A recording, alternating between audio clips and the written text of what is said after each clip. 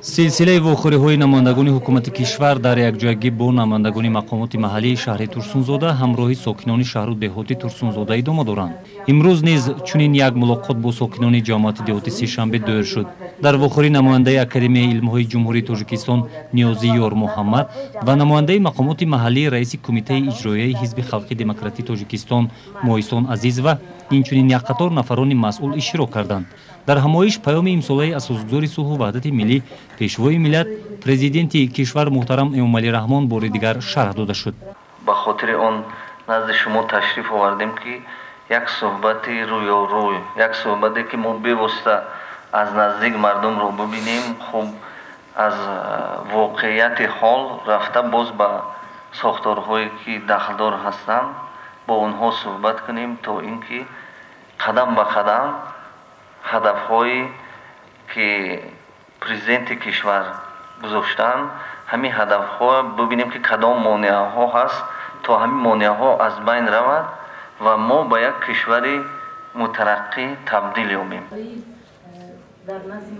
роҳбарияти олии мамлакат дар паёми худ гуфта буданд ки дар марҳалаи кунунӣ кишвари мо бо мақсади вокуниши саривақтӣ ба таҳдиду хатарҳои ҷаҳонӣ дар раванди ташаккули иқтидори муносиби дохилӣ ва хориҷӣ тадбирҳои муассир меандешад. дар ин раванд барои ҷумҳурии Тоҷикистон ҳамгироии бештар бо ҷомеаи ҷаҳон ва минтақа, сохторҳои байналмилалӣ ва минтақавӣ, инчунин ба роҳ мондани ҳамкориҳои фарогир муҳим мебошад. мо ҷонибдори низоми ҷаҳони одилона бидуни ҷангу низо, густариши ҳамкориву шарикии баробар ва судманди ҳамаи кишварҳои олам, таъмини амнияти ҷаҳониву минтақавӣ бо роҳи созишу муколамаи созанда бар асоси оинномаи Созмони Милалӣ муттаҳид мебошем, гуфта буданд президенти кишвар зимни паёми худ.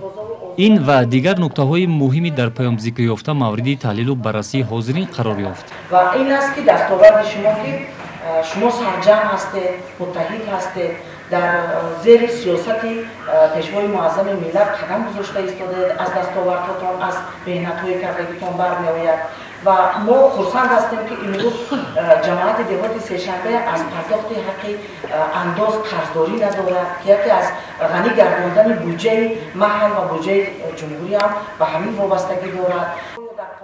паёми асосгузори сулҳу ваҳдати миллӣ пешвои миллат президенти кишвар муҳтарам Эмомалӣ Раҳмонро имрӯз дар тамоми ташкилоту идораву корхонаҳои ҷамоати деҳоти сешанбе низ мавриди таҳлилу баррасӣ қарор медиҳанд. намояндагони касбу кори гуногун дар фаъолияти худ аз суханрониҳои пешвои миллат мисолҳо оварда таъкид доштанд ки онҳо паёми роҳбарияти мамлакатро сармашқи корашон қарор дода дар амалишавии сиёсати хиратмандонаи президенти кишвар саҳми арзанда мегузоранд. албатта муносибатҳои Тоҷикистон бо давлатҳои калидӣ ва дигар кишварҳои Осиё хусусияти шарикӣ пайдо карда истоданд ки далели равшани ҳадафҳои созандаи мо мебошанд.